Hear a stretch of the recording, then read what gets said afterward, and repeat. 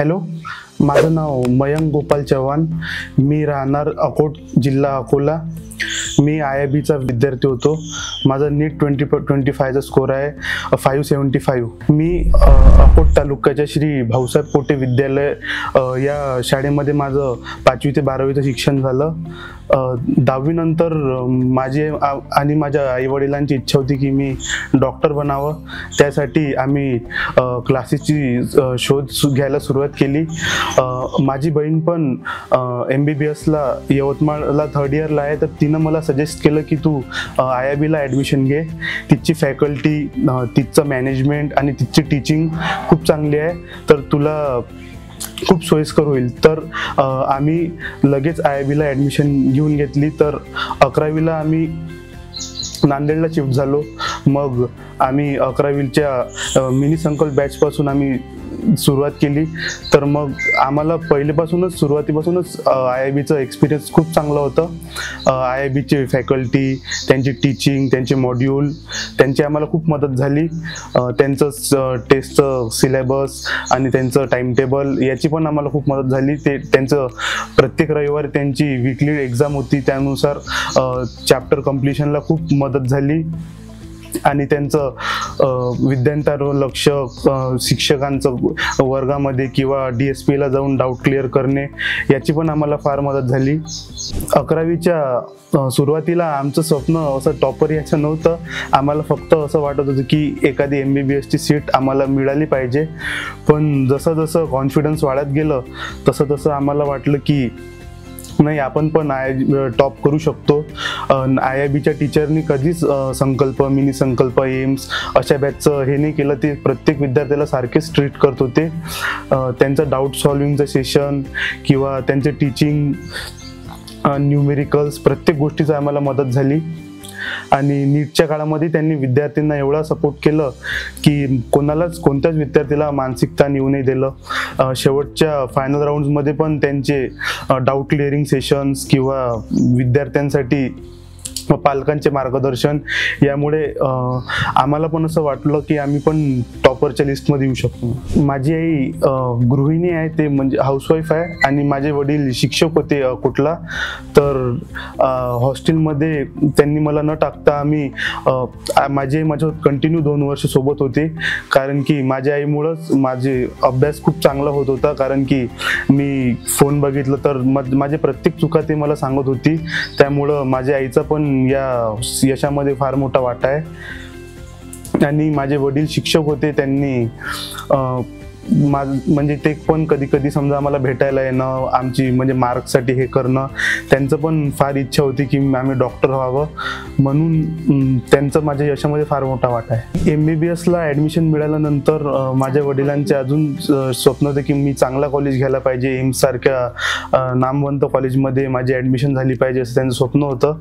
तर ते मी पूर्ण करणार. अजून त्यांचं जे समोरचे स्वप्न होते की जे काही आपल्याला गोरगरिबांची सेवा करायची आहे डॉक्टर होऊन, ते आम्हाला पूर्ण करायची आहे. जानेवारी 2025 मध्येच माझ्या वडिलांचं हार्ट अटॅकनं निधन झालं. तर आम्ही नांदेडलाच होतो. तर हे सगळी घटना अचानकच झाली. तर मग या घटनेनंतर आम्हाला म्हणजे जवळपास 1 महिना माझा अभ्यास बंदच होतं. तर आम्ही गावाकडेच होतो. आणि मग आम्हाला काहीतरी निर्णय तातडीनं घ्यावं लागत होतं, कारण की परीक्षेचा काळ जवळ येत होतं. तर आम्ही अकोला येथे IIBच्या ब्रांचमध्ये टेस्ट सिरीज घेतली आणि तिथं आम्ही शिफ्ट झालो. आणि तिथं आम्ही टेस्ट सिरीजसाठी IIBला प्रिफर केलं तिथं पण. आणि आमच्या डोक्यात हेच होतं की ते नसले तरी आपल्याला त्यांचं स्वप्न पूर्ण करायचं आहे. 11वीमध्ये मी 8 तास सेल्फ स्टडी करायचो. आणि 12वीची एक्झाम झाल्यानंतर तरी 12, 13, 14 तासपर्यंत आमची सेल्फ स्टडी जायची समजा. आणि सरांनी आम्हाला नेहमीच असं नाही की आमचं टाईम नाही आहे डाऊट सॉल्वचं, सरांनी जिथं भेटलं तिथं आमचे डाऊट सॉल्व केले. आणि बाबाच्या गेल्यावर समजा मी खूप मोठं टेन्शनमध्ये गेलो होतो. पण माझ्या आईनं हे सगळं दुःख विसरता माझ्या बहिणींनी पण मला खूप सपोर्ट दिला. त्यामुळेच मी नीट क्रॅक एवढे मार्क घेऊ शकलो. त्यांचा मला खूप आदर होता. माझे वडील पण आदर्श शिक्षक होते. त्यांनी पण खूप गोरगरिबांच्या मुलांना घडवले. कोणाला IAS तर कोणाला डॉक्टर, कोणाला इंजिनियर, असे त्यांचे पण फार विद्यार्थी या समाजामध्ये आहेत. तर त्यांची अशी एक इच्छा होती की माझ्या मुलांनी पण म्हणजे डॉक्टर होऊन अशा गोरगरिबांचे मोफतमध्ये सेवा करायची किंवा त्यांना जास्त कष्ट नाही होईल अशा प्रकारे त्यांची सेवा करायची, असं त्यांचं स्वप्न होतं.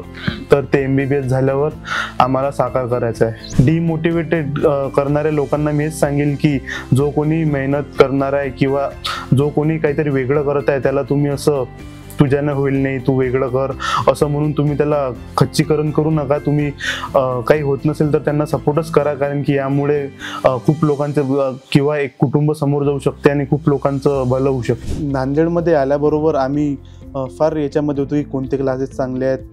तर माझ्या दिदीच्या एक्सपिरियन्सवरून आम्हाला कळलं होतं की IIB's बेस्ट आहे, कारण की IIPG जे फिजिक्स, केमिस्ट्री आणि बायोची जी फॅकल्टी आहे ते बॅलेन्स्ड आहे. बायो तर खूप आउटस्टँडिंग आहे IIBचं आणि केमिस्ट्री पण खूप चांगली शिकवतात. ऑर्गॅनिक, इनऑर्गॅनिकचं तर आम्हाला वर्गामध्येच सगळं कळलं होतं. फिजिकलचे न्यूमेरिकल, फिजिक्सचे न्यूमेरिकल, PPTवरचं शिकवणं आणि सर जे मेहनत घेतात ते एक्स्ट्रा क्लासेस कधी कधी एखादा टॉपिक मागं राहिलं तर पर्सनली समजा नाही झालं तरी कोणत्याही मुलाला दुर्लक्षित असं नाही करून IIBचं हे धोरण आहे. आणि रेग्युलर टेस्ट किंवा त्यांची फॅकल्टी मॅनेजमेंट, सिलेबस कसं आपण वेळेत कंप्लीट करायचं, मुलांना 12वीच्या एक्झामसाठी कसं म्हणजे लवकर मोकळं करायचं किंवा त्यांची पण इंग्लिश किंवा इतर विषयांची प्रिपरेशन IIB कडून करण्यात येते. म्हणून नांदेडमध्ये IIB शिवाय पर्यायच नाही नीटला, असं माझं तरी म्हणणं आहे. मी गीता गोपाल चव्हाण, मयंकची आहे. मयंकच्या नीट जर्नीबद्दल सांगायचं झाल्यास तर 2022मध्ये माझ्या मुलीचं केतकीचं नीटमध्ये सिलेक्शन झालं. तिचं MBBSला नंबर लागला. तेव्हा मग आम्ही मयंकला विचारलं, तो 11वीला असताना, की तुला कुठे ॲडमिशन घ्यायची आहे. तर तो म्हणे मला पण नीट करायचं आहे आणि IIBलाच ॲडमिशन घ्यायची आहे.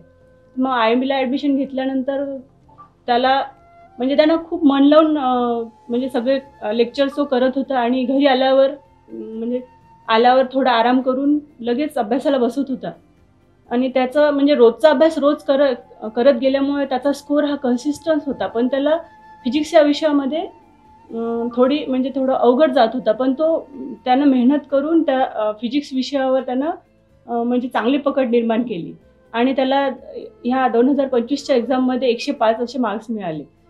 आणि म्हणजे त्याचं पहिल्यापासूनच असं म्हणजे त्याचं नेचर आहे की त्याला एखादी गोष्ट जर हवी असेल तर ती गोष्ट तो फार मेहनतीनं म्हणजे तो मिळवण्यासाठी काही करतो, असं त्याचा स्वभाव आहे. मयंक आणि आम्ही दोघंच नांदेडला राहायचो. त्याचे पप्पा हे शिक्षक होते. तर ते अकोटला श्री भाऊसाहेब पोटे विद्यालयामध्ये तिथं कार्यरत होते आणि त्यांचं येणं जाणं गावावरून, आमचं गाव दहातोंड आहे, तिथून ते येणं जाणं करत होते. तर त्यांनी एवढं म्हणजे स्वतःला त्रास होऊ दिला, पण तरी पण त्यांनी म्हणले की तू मयंक जवळच राहत, आता म्हणजे काही त्रास व्हायला नको म्हणून. तर त्यांचं म्हणजे एवढं त्यांचं म्हणजे लक्ष होतं. आणि जेव्हा त्याला मार्क्स यायचं तर ते फोनवरून त्याला म्हणजे करेज करायचे की हे नक्कीच तू अजून याच्यापेक्षा चांगले मार्क्स मिळवशील, याच्यापेक्षा चांगले मार्क्स मिळवशील. जेव्हा 29 डिसेंबरला त्याला टेस्टमध्ये 600 मार्क्स त्यांना क्रॉस केले होते तर त्यांना खूप आनंद झाला आणि फोनवरून त्यांनी मयंकला सांगितलं की आता तुझं एम्समध्ये नक्की सिलेक्शन होणार. हे म्हणजे एवढं त्यांना म्हणजे प्राऊड वाटत होतं. जेव्हा आम्ही नांदेडला यायचा विचार केला तेव्हा मग त्याच्या बाबांचं म्हणणं होतं की तुम्ही नांदेडलाच जावा, तिथे गेल्यावर तुमचं म्हणजे तुम्ही तिथे व्यवस्थित करू शकेल मयंक. मग इथे आल्यावर पुन्हा म्हणजे त्याला सप्टेंबरपासून आम्ही क्लासेस जॉईन केले. तर मग पप्पाचं त्यांना म्हणजे ते कॉन्फिडंट होते की मयंक हा खूप मेहनती आहे म्हणून. मग त्यानंतर त्याच्या बाबाचं जानेवारीमध्ये अचानक निधन झाल्यामुळे अचानक खूप प्रेशर म्हणजे आमच्या दोघांवर खूप आलं आणि मी इमोशनली खूप म्हणजे आमचा आधार गेल्यामुळे आम्हाला म्हणजे असं वाटत होतं की आता काय करावं काय नाही.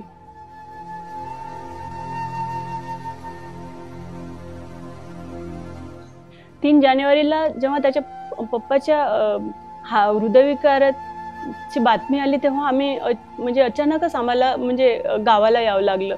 तिथं आल्यावर म्हणजे तेव्हा असं वाटलं की म्हणजे त्याच्या पप्पांना काही म्हणजे ठीक असेल म्हणून, पण घरी आल्यावर कळलं की असं त्यांचं निधन झालं म्हणून. मग आम्ही आतून खूप म्हणजे एकदमच हे झालो, खचून गेलो होतो. परंतु या परिस्थितीतून कसं बाहेर निघायचं, तर त्यांचं तर स्वप्न होतं की मयंकला डॉक्टर बनवायचं. मग आता आम्ही विचार केला की जर आपण खचून गेलो तर मयंकचं काय होईल. तो तर पूर्णपणे माझ्याचकडे म्हणजे मला जर रडताना पाहून तो रडायचा.